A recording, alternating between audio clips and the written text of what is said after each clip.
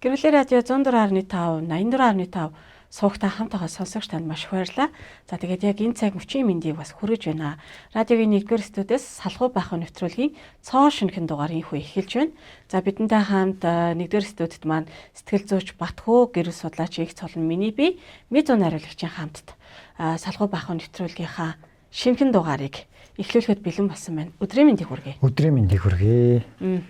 За тэгээд өнөөдөр салхуу баахын нэвтрүүлэгт маань нэгэн эмэгтэйгийн загтал бас хүрэлцэн ирсэн байгаа. Тэгээ энэ загтал дээр яг мэргэжлийн хүний зөвлөгөөг өгч бид бүхэн бас ажиллахаар бэлэн болсон байна тийм ээ. Салхуу баахын нэвтрүүлэг маань Доктортой сэтгэл @gmail.com гэсэн хаягаар сонсогчдоосоо ирүүлсэн загтлыг үндэслээд мэргэжлийн сэтгэл зүйн зөвлөгөө өгдөгөөрөө учиртай, онцлогтой ийм нэвтрүүлэг байгаа. Тэгээ магадгүй та ч гэсэн бидний подкастыг, нэвтрүүлгийг маань үзээд загтлаа хэрвээ ирүүлэе гэвэл бүрэн боломжтой шүү гэдгийг бас хэлмээр байна. За тэгээ хоёлаа нэвтрүүлгийнхаа дүрмүүдийг танилцуулъя тий. За тэгээд энэхүү нэвтрүүлгийн маань яг одоо загтлын эзэн маань яг одоо хамтдаа сонсож байгаа. Тийм учраас сонсогчдаа илүү их бидний доор комент өчгтэй тухайн хүнийг шүүмжлэх, буруутгах бус харин зоригжуулсан, урам хайрлсан тэдгэр өгсөйг харамгүй бичээсэй гэж хүсэж байна тий. За тэгээд мэдээж энэ сонсогчоо урамшуулаад зоригжуулсан бас шүүмжлэхгүйгээр бүгдээ хамт хүлээж авахын хажуугаар юу вэ гэхээр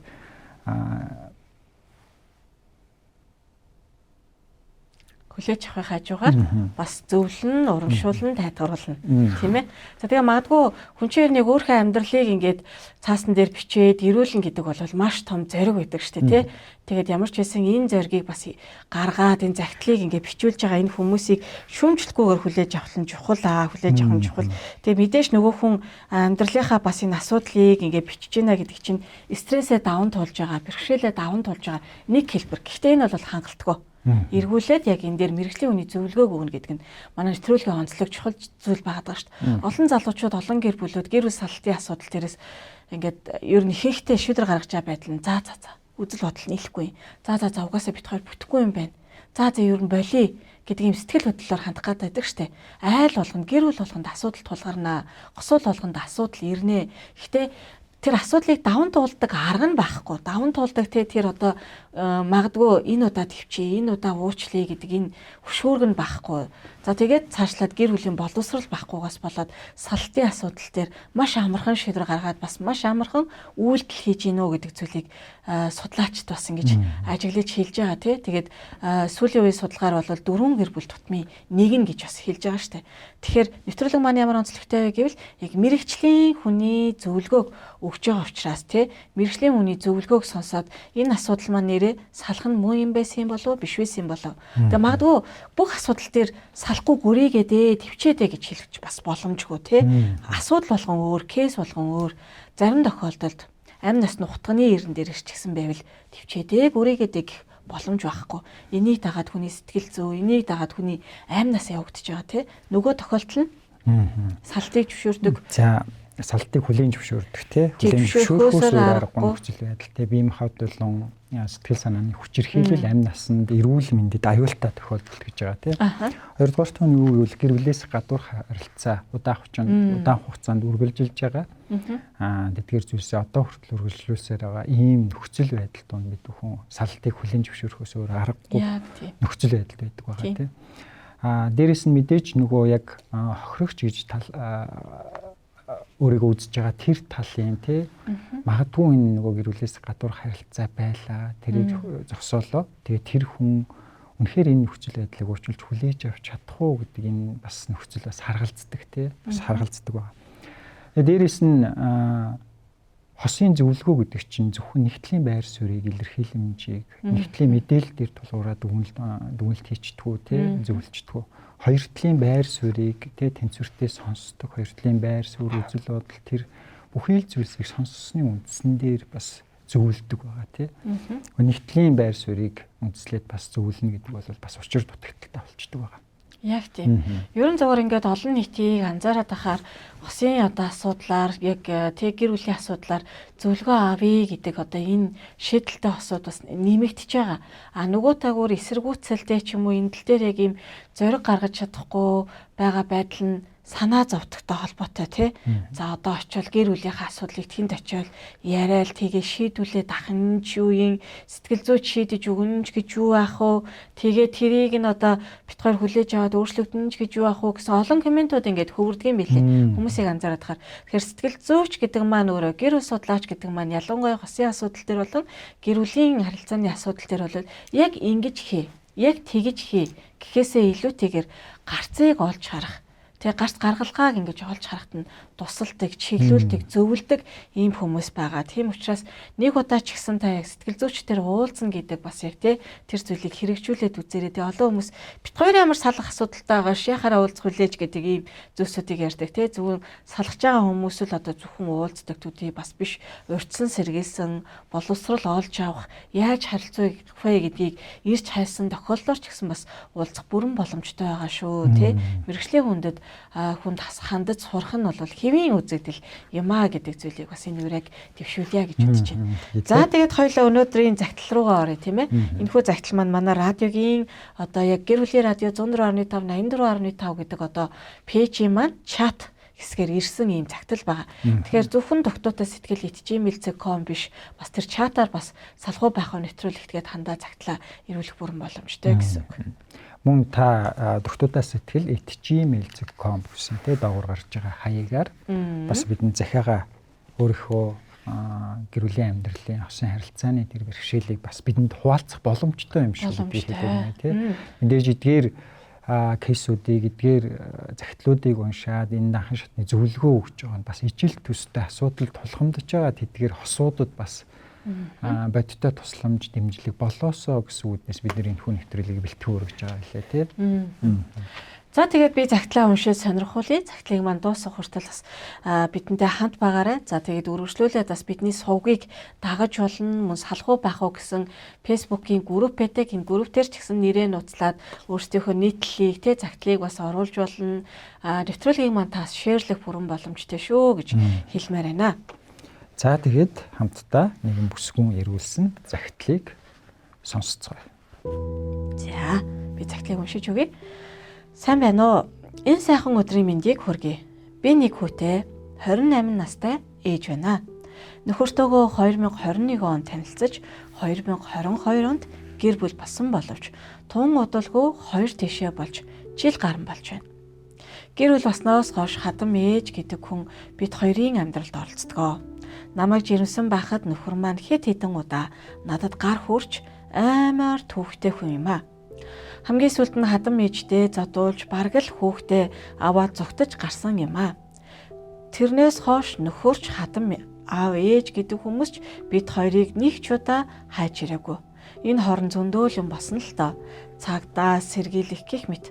Одоо гол нь бид хоёр хууль ёсоор салж хоёр тишээ болж хүүхдийн тэтгэмж тогтоолгосон ч нөхөр нэг ч удаа тэтгэмжээ төлөөгүй. Хамгийн дөрөнд сарын өмнө манай нөхөр биеэ эмх эхэлж нийлээд хүүхдээ бодё гэж бас болоогүй. Араар тавилт гэж бас хитэрсэн асуудалтай. Одоо ч гэсэн янз бүрийн хүүхнүүдтэй явуулж л байна. Хүмүүсээс л сонсдог юм. Гэхдээ би гэдэг хүн одоо хүртэл хүүгийнхээ авд хайртай хിവэрэл байна. Буцаж нийлийг ивэл зүрх хурдан моддаг. Ядаж нэг ч уучлал гуйж байгаагүй. Тэгээд надад чи уучлал гуйгаад хүүхдээ аваад ирвэл чамтай нийлнэ гэж хэлсэн. Энд би яг юу хийх ёстойгоо мэдэхгүй байна. Та бүхнээс зөвлөгөө авмаар нь яг юу хийх ёстой юм болоо зөвлөгөө өгч туслаач. За нэг ийм загтал манай радиогийн эфирт ирсэн байна тий. Тэгээд энэ загтал бас ирээд нилээдгүй хугацаа өнгөрсөн байгаа юм л да. Нэвтрүүлэг маань 7 хоногт нэг удаа хүрдэг. Тэгээд магадгүй сонсогч та үзэгч та ч гэсэн бас өөрийн загтлыг бас ирүүлэх боломжтой. Бид нар мэргэжлийн хүний зөвлөгөө өгч байгаа гэдгээрээ салхуу байх нэвтрүүлэг маань онцлогтой юм шүү. За 28 настай нэг хүүхэдтэй гэж хэлсэн биз дээ. 21 он танилцаад 22 онд гэр бүл болсон. Тэгсэн ч гэсэн удалгүй хоёр тишээ болчихсон. Харахын хувьд одоо харах юм бол аль хэдийн салтын процесс бол явагдсан. Гэхдээ бүсгүн маань эргээд нөхөр маань эргээ хүрээд ирвэл нийлж болно гэдэг саналыг бол тавьсан учраас энэ дээр эргэлзээд байгаа юм байна. Тэгээ ингээд олон хосуудад бас тохиолддог ийм үзэгдэл санагдаад байна л да. Ер нь бол гараа явцдаг. Тэгээ буцаад очих уу яах уу гэдэг дээр эргэлзээтэй байдаг тийм. Процессын хувьд бол ерөнхийдөө хадмууд өөрсдийнх нь амьдралд оролцдог. Энэ бүсгүйн хадам ээж аав хоёр нь гэр бүлийнх нь амьдралд оролцдог гэж ütсэн ба. Дээрээс нь нөхөр одоо хүчрхийлж штэ энэ чинь. Тэгээ яг намайг жирэмсэн байхдаа нөхөр маань хид удаа зодж ирсэн асар төвөгтэй хүн гэж энэ дээр илэрхийлсэн байна. Тэгээд хамгийн сүүлд хадам ээжтэй зодуулж баг хүүхдээ аваа зугтж исэн гэж байгаа байхгүй. Тэгэхээр эн чинь нөгөө бас л нөгөө зөвхөн хос хоёрын хоорондын асуудал биш, эн чинь нөгөө хадмууд оролцоод ирсэн тий. Тэгээд дээрээс нь хүчирхийлэл ингээд давтагдж байгаа юм үйлдэлүүд байгаад байгаа. Тэгээд гэрээсээ явсан боловч араас нь нөгөө хадам ээж аав нөхөр нь нэгч удаа одоо эргэж очиагүй тий. Энэ хооронд цагтаа шүүх сэргийлэх гээл ингээл янз бүрийн зүйл болсон. Гэрлэлтээ салгасан. За тэгээд одоо болохоор нөхөр нь яаж байгаа вэ? Жохон өөрсдийгөө имхэл зэгцлээд жохон ингээд өөрсдөө хараад буцаад амьдрья хүүхдүүдээ бодё гэсэн энэ санаачлагыг гаргаж байгаа. Гэвч юу вэ гэхээр нөхөр нь одоо өөр эмэгтэйчүүдтэй одоо явцаагаа араар тавилт байсаар байгаа тухайн энэ бүсгүй маань илэрхийлж байгаа. Тэгээд эцэстээ юу гэж бол хүүгийнхээ аавд хайртай гэж хэлж байгаа. Өөрөө би хайртай хэвээр байгаа. Тэгтээ нөгөө нөхөр нь юу гэж бол чи уучлалгүйгээд хүүхдээ аваад ирвэл хүүхдтэйгээ зүг хамтаа хүрээд ивэл чамтаа нийлж болно гэсэн гэж. Тэгэхээр нөгөө бүсгүй маань хувь бас нөхрийнхөө өмнө магадгүй нэг юм буруутай зүйл хийсэн байх магадaltaй байгаа юм. Яагаад гэвэл нөхөр нь тийм шаардлага тавьсан биз дээ. Чи уучлалгүйгээд надаас уучлалгүйгээд хүүхдээ аваад хүрээд ирвэл би чамаа хүлээж авнаа гэсэн ийм зүйл гэж байна. Тэгэхээр бүсгүй маань хувьд яг энэ магадгүй яг тэр хэсгээ магадгүй бичиг байх гэж бодож чинь тий. Тэгээд нөгөө нөхөр гар хүрсэн гэж юм. Дээрээс нь хадам ээж нь тий ингээ гар хүрэх хэмжээнд байгаа. Тэгээд дараа нь ингээд гэр бүл салсан ч гэсэн нөхөр нь хоёулаа ингээд жоохон өөрсдийгөө ингээд засах залруулах зүйл байна. Тий тэгээд залруулчвал хүүхдээ бодоод амьдрья. Гэтэ чи надаас тий уучлалгүйгээд хүүхдээ аваад хүрээд ирвэл би яг бодож одоо нийлж болох юм аа гэсэн байр сууриас сандж байгаа учраас энэ захидлын эзэн бүсгүйг маань нөгөө хадам ээж аав магадгүй энэ залуу маань нэлээд буруутгал одоо ч гэсэн байгаа юм байна гэж би харж байна. Одоо ч гэсэн байгаа юм байна тий. Ингээд чи буруугаа үлээвэл хүлээж авах болно гэсэн юм зүйлийг илэрхийлсэн байна. Тэг ингээд том зургаар нь ингээд ерөнхийдөө ингээд харах юм бол энэ асуудал одоо хүртэл шийдэгдээгүй. Тэгээ гэр бүл бол аль хэдийнэ цуцлсан. Гэхдээ хүүхдүүдээ бодоод нийлъя гэдэг юм процесс явж байгаа тий. Тэгээд эмэгтэй маань тэр залуудаа хайртай. Тэгээ би бол одоо хүртэл хайртай гэсэн ба. Гэхдээ шийдвэр гаргаж чадахгүй. Ивээгвэл одоо би яг юу хийх ёстой вэ мэдэхгүй байна. Тэ надад зөвлөрч гэсэн ийм агуулгыг илэрхийлж байгаа. Тэгээ ингээ харах юм бол залуу хосууд байна. Дөнгөж 28 одоо дөнгөж 30 л хүрч байгаа юм залуу хосууд байгаад байна. Тэгээ нэг хүүхэдтэй. За тэгээ энэ нөгөө амьдралд хүчирхийлэл үл ойлголцол хадмуудын оролцоо гэсэн давхарцсан маш олон юм асуудлууд орж ирсэн тий. Тэгээд ингээд тэгээ бүсгүйгээс би ингээд төсөөлж бодож үзээсэй гэж үзэж байгаа тий. Магадгүй энэ тэр хүмүүс өөрчлөгдсөн гэхээс илүү өөрчлөгдөөгүй яг л хിവэрэ байгаа гэж харж байна миний хувьд тий. Ихэнх хүмүүс яадаг гэхээр өөрчлөгдсөн байх. Энэ одоо хол байх хугацаанд тодорхой хэмжээгээр өөрчлөгдсөн байх. Гэтэл энэ залуугийн бүсгүй минь таныг буруутгасан одоо хүртэл хിവэрэ байна тий. Тэгэхээр буцаа нийлээ гэхэд та хоёр яг одоо нөгөө өмнөхшгөө байнгын одоо хүчирхийлэл дунд тий хадмуудын оролцоон дунд амьдруул та амьдрч чадах уу гэдэг асуултыг асуумаар тий. Яг өмнөхшгөө тий тодорхой хэмжээгээр ингээ шүүмжлэл дунд магадгүй хүчирхийлэл дунд ийм асуудал дунд амьдрч чадах уугүй л мэдээж ямар ч хүн амьдрч чадахгүй л гэж хариулах байна. Тухайн үед бол цугтаагаад явж исэн ийм одоо шийдвэр шүү дээ тий. Гэтэл энэ шийдвэр дахиад ингээд үргэлжлээд байна гэвэл одоо бас яг байх боломжтой юу үгүй юу гэдэг зүйлийг бодож үзээсэй тий. За миний хувьд ч гэсэн бас яг ижил ер нь агуулгатайгаар бас харж ин л та би байхад бол сэтгэл зүйн хүчирхийлэл бүр ингээд идэвхтэй хэлбэрээр ингээд явагдаж байна тий. Гэтэл энэ зүйлээ тухайн үедээ зодуулж исэн, тэрнээсээ болоод цугтж исэн, гараа явж исэн энэ зүйлээ нөгөө хүн чинь магадгүй эргээд нөгөө ирүүл ирэхгүй юу да, хоёлаа нийлүүл нийлэхгүй юу да гэдэг дээр сэтгэл хөдлөлөөд тэр өөрөө ямар хэцүү байсан гэдгээ ингэж тооцож үзэхгүй байна гэдэг чинь яг хөө зүгээр ингээд таамаглалын онолоор өсгөө маань ингээд нөгөө алдаа байсан болоод тий ямар нэгэн буруу зүйл байсан болоод сайн мэдгүй энэ бол зүгээр ингээд тааварлж л байгаа юм л та. Тэгэхээр зэрэг яагаад ингээд үнэхээр тийм хэцүү бие махбодын үед сэтгэл зүйн үед хүчирхээлтэй байсан ирнэ буцаад ингээ очмоор ч юм шиг хайртай бас байгаа хэвээрээч гэдэг ч юм уу те манай хоёрын хувьд бол салтын процессыг бас ингээд явагдсан байна л да явагдаад одоо ингээд 1 жил болцсон тусдаа байгаад үтсэн тэгсэн чинь буцаад нийлүүл бас зүгээр юм шиг гэдэг нэг юм эргэлзэн дээр бүсгүй болол очсон байгаа хгүй гэтэл нийлээд амьдарч байтал хамт амьдарсан өмнөх он жилүүд яасан бilé тэр зүйлийг бодож үзээсэй гэж бодож чинь те тэгээд энэ одоо нөхөр жирэмсэн байхад гар хүрсэн тэгээд ээж нь бас ингээд гар хүрчээсэн, бүр цугтжээсэн гэж штэ. 2 удаагийн тохиолдол бичсэн байна. Энэ өвшөө өөр тохиолдлууд байгаа юу? Тэ? Өвшөө өөр тохиолдлууд байх боломжтой юу? Тэгээ магадгүй бүсгүй өөрийнхөө эсвэл сул дорой байдлыг сул одоо дутагдaltaй үйлдэлээ санаад за надаас л басан юм чинь тэ гэдэг зүйлийг энд тусгаагүй бас байж болно тэ. Тэгэхээр бас яг юм барьцгүй болчоод л байна л та. Гэтэ юу хэлмээр гэхээр хүчирхээл гэдэг бол төвчээл гэдэг зүйл бол биш ээ. Хүчирхээл гэдэг бол одоо юу гэдэг олон эмэгтэйчүүд бас яг тэгж хараад идэг л та. За яах вэ? За яах вэ? Уучлчий гэл ингээд болгоол байлгаад идэг. Гэтэл энэ бол амь насанд хүрдэг ээ.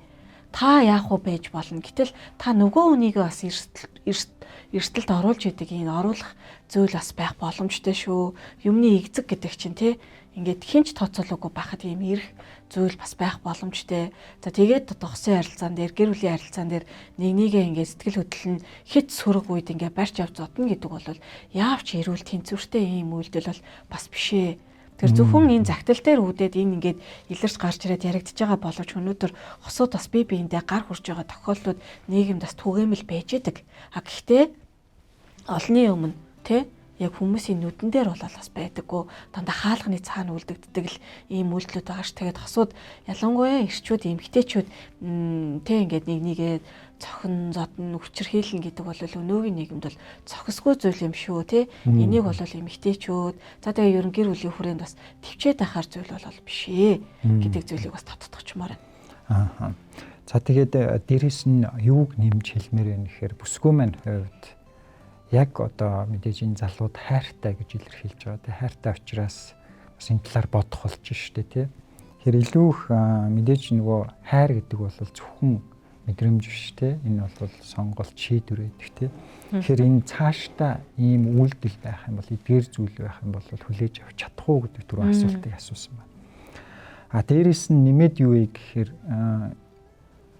энэ чинь хууль ёсоор салтсан гэр бүл байгаа байхгүй юу? Өмнөх энэ харилцаанаас болоод бид хоёр бол хууль ёсоор салтчихсан. Шүүхийн шийдвэр гарсан байна. Хүүхдүүдээ бодоод нийлээл гэдэг дээр энэ нөхөр нь бол тийм байр суурьтай шүү дээ. Хүүхдүүдээ бодож байгаа тий. Гэтэл яг таныг бодож байгаа юу гэдгийг та бас бодож үзээсэй. Тэ энийг бас нэгтэлж үзээсэй гэж хүсэж байгаа. Тэ харилцаан дээрээ. Яг та нөхрийнхөө хувьд үнцэнтэй нэгэн хിവэрэ байгаа юу? Үнцэнтэй тооцогдож байгаа хിവэрэ байгаа юу? Тэ яг энэ бодтой энийг яасаа мэдрээсэй гэж хүсэж байгаа тий. Тэгхгүйгээр зөвхөн одоо хүүхдүүдээ бодоо нийлэх юм бол та өөрөө бие хүн өөрөө бас энэ хүүхдүүдээ бодоод өөрөө бас нөгөө золиос болох боломжтой байдаг тий. Илүү хохирох боломжтой байдаг. Тэгээд энэ нөгөө саналын хажуугаар юу гэхээр энэ нөгөө гэр бүлээс одоо энэ чи салтсан учраас магадгүй тий өөр эмэгтэйчүүдтэй ингээд харилцаа үүсгэж явж байгааг зүгээр гэж үзэж байгаа магадгүй тий. Тийм учраас юу хэлэх гээд байна гэхээр энэ процесс дундаа яг энэ хүн намайг бодож байгаа юу, бодож шийдвэрээ гаргаж байгаа юу, хүүхдүүдийг бодож шийдвэрээ гаргаж байгаа юу гэдгийг аяг хүсэн анзаараарай гэж зөвлөмөр байгаа юм бүсгүй. Яг зөв. Тэгэхээр хэрвээ хүүхдүүдээ бодож та энэ шийдвэрийг гаргаж байгаа бол энэ бас тийм ч оновчтой шийдвэр байх магадлал том баг гэсэн. Би бол энэ дээр ингээд хардал төрж байгаа юм л та. Шүүхийн шийдвэрээр хууль ёсоороос салсан хоёр тишээ болсон хүүхдийн тэтгэмж тогтоолгосон ч нөхөр нэгч удаад тэтгэмжээ төлөөгүй. За тиймгүүтээ шууд ямар өгүүлбэр орж ирэхээр хамгийн түрүүнд сарын өмнө манай нөхөр эргээд нийлье гэж хэлсэн. Тэг үнэхээр гэр бүлээ хүүхдээ бодож байгаа бол тэтгэмжээр ягаад хариуцлагатай байхгүй байна вэ гэдгийг бас анзаарч үзэрэй те.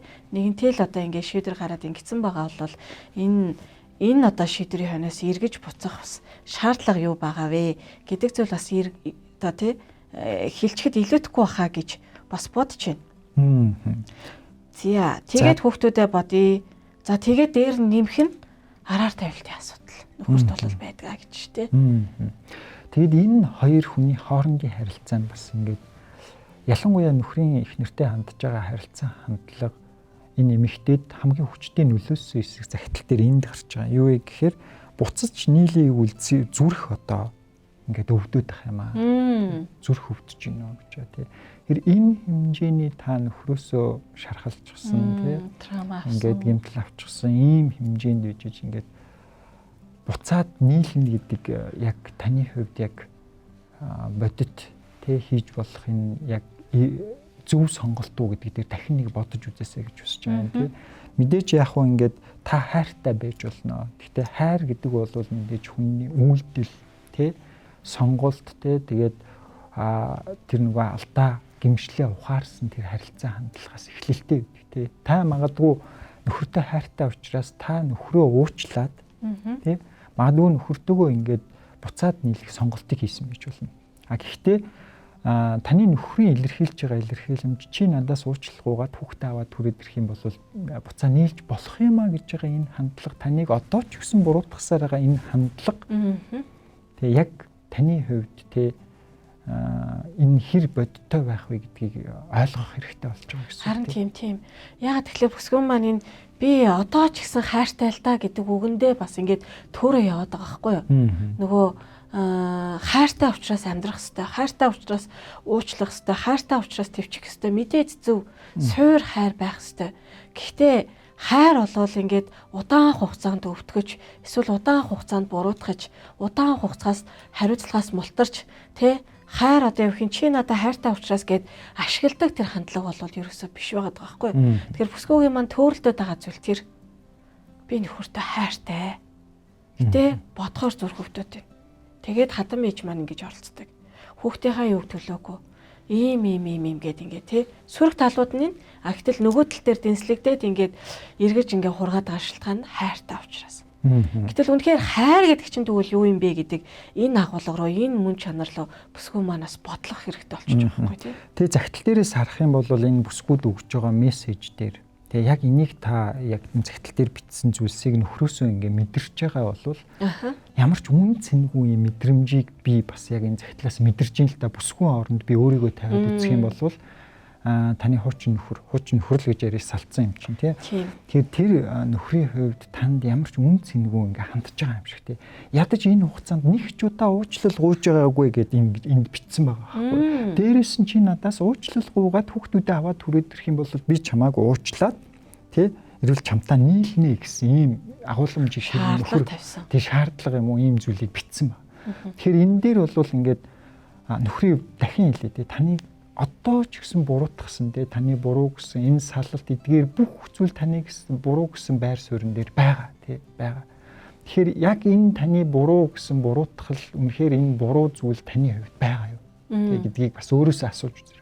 Үнэхээр магадгүй бүсгүй маань нөхрийнхөө өмнө энэ дээр загтал дээр илэрхийлээгүй ч гэсэндээ энэ хэмжээнд хадам ээж нөхрүүд нь уурлахаар хэмжээнд те асуудлыг та тарьсан болвол те магадгүй уучлалгүйгээд ингээд очиж болох юм. Гэхдээ нөгөө талаар харах юм бол ингээд эн чинь нурцсан зүйл буцаага нийлүүлж байгаа. Нэг үгээр хэлбэл хоёр бичгийн цаасыг хооронд нь цаасны цавуугаар наагаад салгацсан тий. Наасан цаасыг хатсныхан дараа салгахаар бие биенийг маш их гэмтэн. Тэрийг дахиад цавуугаар наагаад буцаад нийлүүлэхэд яг өмнөгшгөө тийм одоо бүрэн бүтэн болохгүй. Тий энд харилцаа янз бүрийн зүйлийн юм хагарал өмнөгшгөө хിവэрэ байна л гэсэн үг. Тэгэхээр энэ дээр та яг бодтойгоор ингээд яг таныг үнэлэх үнэлэмж энэ дээр магадгүй та яг хайртай гэдэг энэ зүйлээр магадгүй таны энэ харилцаагаа харах сохорцсон биш байгаа та тийм учраас илүү их яг энийг өөр өнцгөөс олж харахын тулд нөгөө талаараа юу гэхээр та мэржлийн сэтгэл зүйчтэй ганцаарч хэлсэн уулзалт хийгээд үзээсэй гэж байна. Тэгээ өөрийгөө ингээд миний зүгээс харах юм бол ингээд өөрийгөө үнэлэх үнэлэмж байхгүй юм шиг харагдаад байгаа өвсгүй мэн. Тэгээ яг энэ загтал дээр илэрхийлсэн илэрхүүлэмжийг нөхөр нь бүсгүүдээ илэрхийлж байгаа бол энэ бүсгүй энэ одоо зүйлсийг ингээ харах юм бол зүгээр л яг энэ загтлаар илэрхийлэх юм бол ямар ч эмэгтэй хүн ингээд нийтлэгээр харах юм бол юу яриад байгаа ямар даварцсан ингэж харахаар гэтэл энэ дээр би яг буулт хийгээд нийлья гэсэн энэ зүрх сэтгэл энэ хандлага байгаа бол яг энэ одоо зохистой юу гэдэг ийм зүйл яригдах болж байна. Тэр өөрөө өөрийнхөө үнэлэмжтэй ажиллах хэрэгтэй болж байна. Тийм шүү. Уучлал гуйгаагүй хүн, уучлал гуйж чаддгүй хүн өөрчлөгдөх боломжтой юу гэдгийг л асуултанд хариулт тий. Хэрвээ тэр хүн нэг ч удаа уучлал гуйгаагүй. Тэгээ би үнэхээр одоо юу гэдэг хүүхдээ ингээд салснаасаа болоод хүүхдээ аавын хараар хохироочлоо. Эсвэл их нэртэй би ийм одоо тий хор охирол үзүүллээ гэдэг дээр огтхон ч хариуцлага хүлээж тэр чи одоо хариуцлагыг хүлээж шийдвэрлэж өгж байгаа зүйл бол мөнгөнд орвол мөнгөний л одоо тэтгэмжийн асуудал байхгүй. Тэр нэг ч удаа тэр зүйлийг хийгээгүй бол энэ хүн болвол тий өөрчлөгдөх бүрэн боломжгүй. Тийм учраас нэгэнтэй л энэ шийдвэр гаргаад одоо тэгээ хууль ёсныхоо хүртэл ингээд тогтооцсон юм байгаа юм чинь бол эндээс би бол юу гэж дүгнэх үү гэхээр нэгэнтэй л гарсан шийдвэрийг та бити эргэлзээл гэж хэлмээр нь л та уучлал гуйж үзээгүй хүн чаддгүй хүн өөрчлөгдөх бүрэн боломжгүй тий боломж байхгүй. Тэгээд өгүүлбэр бол байгаа ш тэнд. Энэ хооронд бөө юм болсон, зөндөө юм болсон. Цагдаа сэргийлэх гэх мэт. Нөхрийн бол уучлал гуйлгуулах гэдэг шалтгаан энэ байж магадгүй хаа гэж бодож байна тий. Чи намайг ингэж барьж өглөө. Чи намайг цагдаад ингэж хандлаа. Олон ялангуяа хүчрхийл үлдчихэж байгаа хүмүүс эргээд энийг өвчрхийллийн таслан зогсоохын тулд хууль хүчнийхнээс ч юм уу тусламж хүсгээр энэ дээр ингэ занл хийх үүсгдэг. Тий энэ дээр ингээд уурлаж. Гэтэл яг ингээд гимшлээ ингээд ухаарад өөрөө бурууг хараагүй хүн болвол дахиад тэр занл хийх нэмэгдсээр л байгаа байхгүй. Харин үнэхээр гимшиж байгаа хүн тийм ээ би энэ хүнийг ийм байдалд оруулсан гэдэг энэ зүйл рүү хардаг байтал өөрөөр хэлбэл алдаагаа өөрөөсөө ирдэг байтал залуу болвол алдаагаа эхнэрээсээ хайж байна. Тэгэхээр энэ хүн бол өөрчлөгдөн гэж хэлэхэд бас амаргүй юм. Гэхдээ яг одоо сал, нийл гэхээсээ илүү нөхцөл байдлыг та хамгийн сайн мэдчихэж учраас нэг өөрийнхөөрөө бас яг ингээд те тод томруунаар ингээд тодорхойлоход үзээрэй. Хэрэв магадгүй нүнхээр хэцүү байх юм бол ч угаасаа яг би хүний асуудлаар сэтгэл зүйчтэй зайлшгүй таавуулзах хэрэгтэй гэж байна.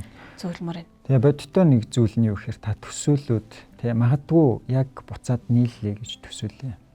Тэгээд яг буцаа нийллээ гэхэд таны хадмууд таны амьдралд эргээд оролцлоо гэж үү. Тэ нөхөртэй харилцах өмнөх харилцаа тэдгээр зүйлс төдийлөө өөрчлөгдөөгүй хэвээрээ байлаа гэж үү. Тэгээ яг тэр амьдралаар хуучны хамтдаа байсан тэр амьдралаар та дахиад 5 жил амьдраад 5 жилийн дараах яг амьдралаа ингээд төсөөлж үзвэл танд хэр ийм мэдрэмж төрж байна тий. Тайван, тий аюулгүй, тий ийм хайр дүүрэн мэдрэмж илүү их төрөх үү? Эсвэл түгшүүрт айдас зөнхөлдсөн тий, түгшүүр зөнхөлсөн тий, тийм тайван бус тий, тийм мэдрэмж төрж гинүү гэдгээ та бас өөрийнхөө зүрх сэтгэлийг нэг чагнаад үзээсэй гэж хүсэж байгаа юм тий. Мэдээж танд ингээд түгшүүр дүрсэн айдас төрж байгаа магадгүй тайван биш. Өөрөө үн цэнгүй мэдрэмж төрж байгаа. Энэ зүйл өөрчлөгдөхгүй юм мэдрэмж зөнхөлж байгаа бол та энэ дахин нийлэх тухайга тий дахин нийлэх үгүй юу гэдэг дээр нэлээд хуцтай бодож үзэх шаардлагатай болж байна гэсэн үг тий. Тэгээ ер нь бол яг ингээд яг ижил төстэй кейсүүдийг ингээ харах юм бол тий 1 2 3 удаа эргэж давтан нийлсэн гэвэл тогтвортой гэж. Заримдаа энэ нь ингээд нэг юм зуршил юм шиг болчихсон тий. Ингээ маргалтчил байдаг. Нэг нь хаалгас аваа гарч л байдаг тий. 2 3 сар тусдаа байж л байдаг. Буцаад нийлээл нэг нь уучлалгуугаал нийлдэг. Нийлээл дахиад яг өмнөх амьдрал нэг хэсэг хугацаанд арайгаагүй явж ирснээр дахиад нэг хэсэг хугацаанд дараа яг тэр нь давтагддаг гэсэн үг тий. Давтагд. Тэгээ энэ нь ингээд бүр зуршил салчлээдэг, нийлжлээдэг. Тэгээ энэ амьдрал бол маш хохиролтой тий, маш хэцүү амьдрал шүү дээ. Тийм учраас залуу хүн байгаад байгаа. Тийм учраас бас өөрийгөө бас яагаад энэ хэмжээний магадгүй нөхөр яг ийм үйлдэлүүдийг гаргасан бол энэ бүх зүйлийг яагаад хүлцэн дэвчиж өөрийгөө хохирогчоор тэгээ хохирогч ийм нөхцөл байдал дээр харагдаж хахад ийм зүйл байхад энийг бүр хүлээн зөвшөөрөн барин дахиад нийлэх гээд байна гэдгийг дээрээ дахиад бодож үзээсэй гэж тий. Яг зөв. Түрүүний нөгөө яг чиний ярьсан одоо нийлээл салаал гэдэг дээр би бас акцент өгмөр байгаа байхгүй. Энэ ингээд хийсээр байгаа сүлдийг хэвэн юм шиг хүлээж авдаг. Тэгээ яг ийм нөгөө одоо хөвшил донд хүүхдийг өсгөх нь өөрөө маш аюултай. Өөрөөр хэлбэл одоо юу гэдгийг салаад магадгүй эрэг сайн үр дүн гараад тэр нь илүү хүүхдэд амар тайван байгаад гэтээ мэдээ салалт бол хүүхдэд санаар нөлөөлнө гэж байхгүй л да хүүхдийн зүрх сэтгэл бол мэдээж гэмтэн эвдрэн тий гэтэл салаал нийлээл энэ хөвшил донд одоо юу гэдгийг тий хүчрхэл болохоор салаал буцаал сайхан ааш нүдлөхөр нийлээл буцаал салаал нийлээл энэ хөвшил донд ингээ бахаар ямар ч гэрт бүлийн үн цэнтэй байдал тий тэр утга учиртай байдал аажмаар үгүй хийнэ гэсэн үг. Би хүүхдтэй тэгээд ямар бас ирээдүг ингээд те зөвшөөрч байна. Ингэж бас хийж болно шүү гэдгийг л харуулж байгаа нэг хэлбэр те. Тэгэхээр тэр хүүхдийн сэтгэл зүйг бодоосой те. Зарим тохиолдолд яг хөө үнэхээр одоо ань нас нь утганы ирэн дээр байжгаад эсвэл сэтгэл зүйн хувьд ч гэсэн салсан илүү оновчтой байжгаад ингээд салсан тохиолдод байдаг.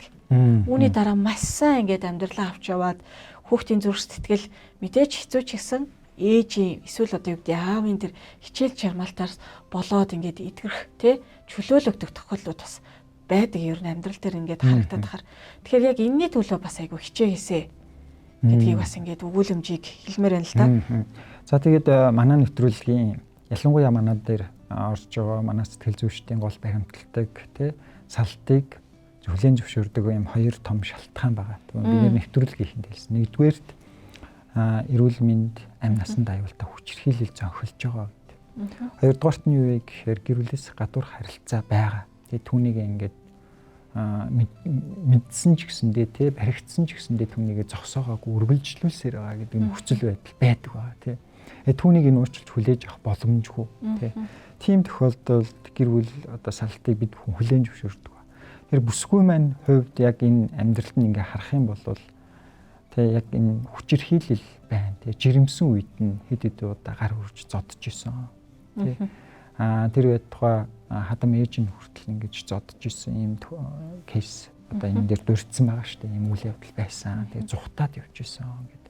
Тэгээ дээрэс нь ингээд нөхөр гэрүүлээс гадуур харилцаа үүсгээд тэгээ одоо ч гэсэн ингээ эхнэрээ хүрээд ирээ хамтдаа амьдрья тий чи надаас уучлал гуугаад тэгээ хүүхдээ аваад хүрээд ирэх юм бол би нийлэхэд бэлэн байна гэсэн өгүүлэмжийн хажуугаар тий ингээд нөхөртөө эхнэртэйгээ хүүхдээ бодоод амьдрах гэж байгаа.